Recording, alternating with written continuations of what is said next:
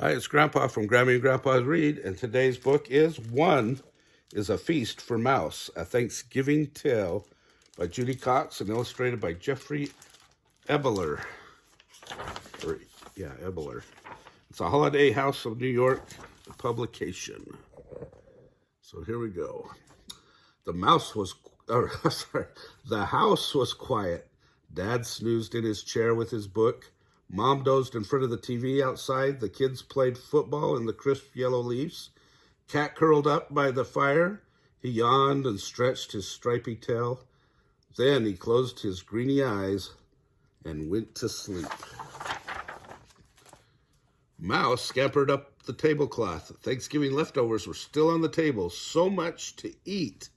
Mouse saw a teensy-tiny, toothsome green pea all by itself under a plate.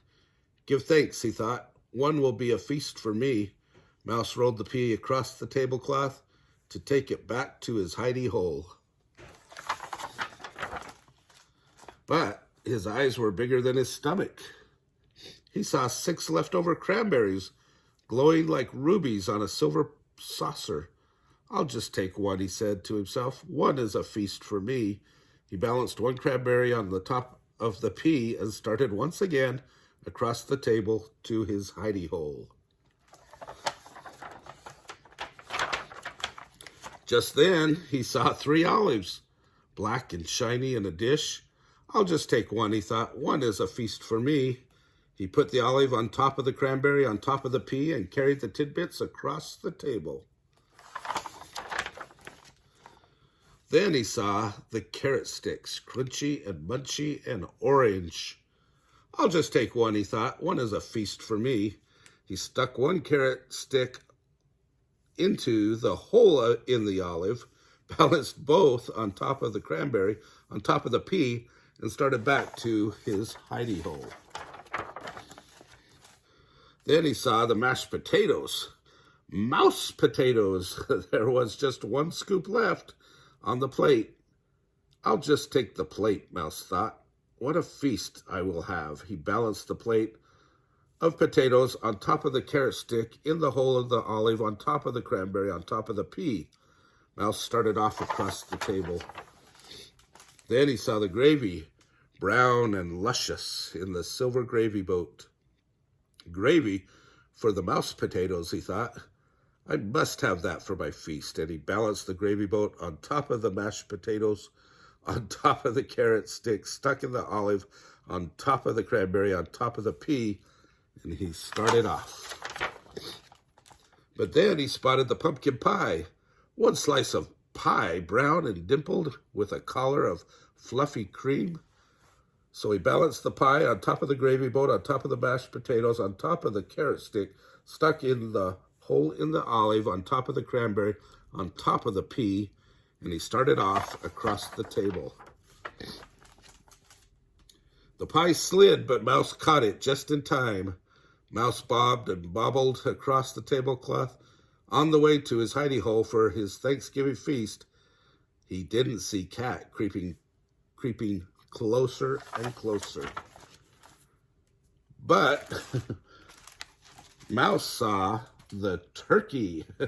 Brown and juicy, surrounded with parsley. Much was gone, but there was enough left for a mouse feast, or even 2.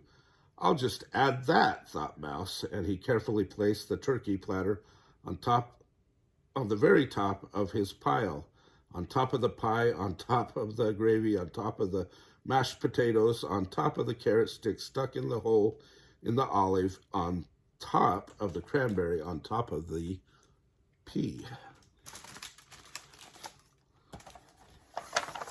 I don't know how he's doing that. He started off across the table to his hidey hole, and there, at the table's edge, he met Cat. Greedy-eyed and hungry, clawing up the table on the tablecloth. Mouse skidded to a stop. The turkey wibbled and wobbled, slid and slipped. Mouse danced to keep his feast balanced, pirouetted like a ballerina, juggled like a platter spinner, but off slid the turkey, whoosh, with a plop, landing smack on Cat. Down crashed the pumpkin pie and the boat with the gravy. Down crashed the mashed potatoes. with a clatter that woke Mom. Down fell the carrot sticks, still impaled in the olive. Down went the cranberry, which rolled, leaving a red track across the tablecloth. Down went the pea, all catterwampus off the table, rolling onto the floor. Off scampered Mouse, quick as a bandit, back to his hidey hole, ahead of the cat. He huddled in his hidey hole, his heart pitter-pattered. He peered out. Down came the broom on the stripy, greeny-eyed cat. Bad kitty, shouted Mom. Outside, and she swept the cat out the door. Mouse looked around, whiskers trembling with fright. No Thanksgiving feast for me, he thought. Just then he spotted glowing in the corner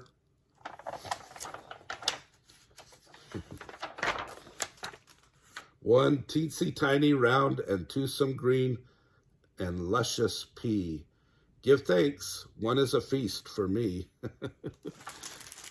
So he got a little greedy on the food, didn't he? Do you do that sometimes at Thanksgiving? Take more than you can eat? I know Grandpa does, or at least he goes back for seconds all the time and has to have at least 3 pieces of pie. If you like this video, remember to hit the thumbs up button down below and subscribe to our channel and watch our Thanksgiving list.